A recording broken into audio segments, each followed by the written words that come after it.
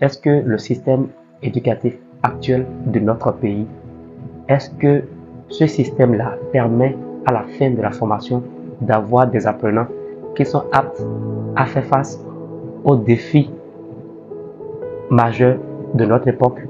Je pense quand même qu'il faut une mise à jour pour l'école.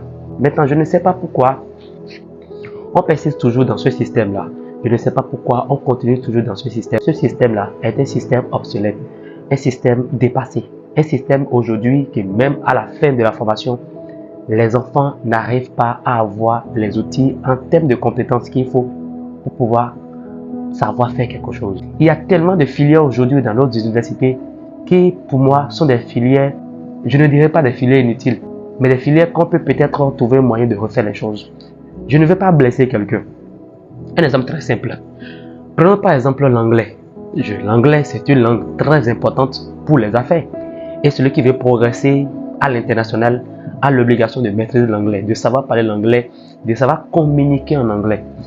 Mais ma question est de savoir, est-ce que a-t-on besoin, d'accord, après le bac, d'aller faire une filière comme l'anglais et faire 4 ans de formation et de faire 3 ans de formation avant une licence en anglais, avoir un master en anglais avant de maîtriser l'anglais? Celui qui a le bac et qui va à l'université, qui s'inscrit dans une filière comme l'anglais, il fait la première année, la deuxième année, il a la licence en anglais, il poursuit là, la maîtrise ou bien le master en anglais. Alors, je voudrais demander, celui-là qui a le master en anglais, en dehors de parler l'anglais, est-ce qu'il a autre compétence que ça? C'est-à-dire, en dehors de s'exprimer en anglais, de parler correctement l'anglais, est-ce qu'il est capable de faire autre chose? Est-ce qu'il a une autre compétence à vendre en dehors de parler l'anglais? Je me demande. Il y a beaucoup d'autres filières. Il y a beaucoup les filières de langue. Alors, je voudrais aborder d'autres filières comme les lettres modernes, par exemple. Je suis désolé, je vais choquer beaucoup de personnes. Quand on prend les lettres modernes, quand on prend toute la connaissance qu'on a donnée à un apprenant qui a fait les lettres modernes, je voudrais savoir quelles compétences il a en dehors de maîtriser la langue française. C'est-à-dire, quelle autre compétence il peut dégager en dehors du fait de parler correctement français, d'aligner correctement les mots, de conjuguer correctement les verbes, de s'exprimer correctement ou bien d'avoir de l'éloquence. Et quand je parle de l'éloquence, je mets beaucoup de guillemets parce qu'on n'a pas besoin d'aller faire les lettres modernes avant d'avoir l'éloquence. On n'a pas besoin d'aller faire les lettres modernes avant de savoir parler français. Non, il y a des gens qui n'ont pas fait les lettres modernes, qui ont fait d'autres filières, mais qui s'expriment correctement en français. Je pense que savoir parler l'anglais, ce n'est pas une compétence. Il y a d'autres personnes qui n'ont pas la licence ou le master en lettres modernes, mais qui parlent correctement français. Donc, je pense qu'on n'a pas besoin d'aller faire uniquement une filière pendant 3 ans, 4 ans, 5 ans, juste pour maîtriser une langue. Il y en a d'autres, je suis désolé. La philosophie, par exemple. Oui, la philosophie, c'est important. On dit, par exemple, l'enfant, le bac, il va faire la philosophie. Il fait première année, deuxième année, il fait 3 ans d'études. Il fait 4 ans, il fait 5 ans. Il a le master en philosophie. Dites-moi, il a le master en philosophie.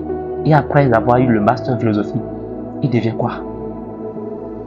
Répondez. L'enfant devient quoi? Il nous faut de la révolution dans la façon de former les gens dans notre pays.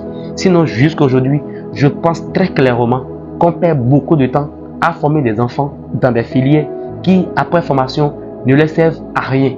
Alors qu'à côté de ça, il a d'autres compétences pratiques, d'autres compétences utiles quand même que l'enfant peut acquérir et ça sera utile à l'enfant. L'enfant peut pratiquer cela. Cela va permettre à l'enfant d'avoir ce qu'on appelle un savoir-faire. Aujourd'hui, dans notre pays, on a beaucoup d'intellectuels. Les gens qui raisonnent bien, les gens qui s'expriment bien en français, les gens qui s'expriment bien en anglais, les gens qui parlent bien espagnol, les gens qui parlent bien allemand, mais en dehors de parler bien français, en dehors de parler bien anglais, en dehors de s'exprimer bien en français, en anglais, en espagnol, en allemand, ne savent plus faire autre chose. En matière de savoir-faire, ce n'est pas trop ça. Alors que nous savons très bien que le savoir-faire, c'est ce qui peut permettre à l'enfant de gagner en termes de quelque chose en retour.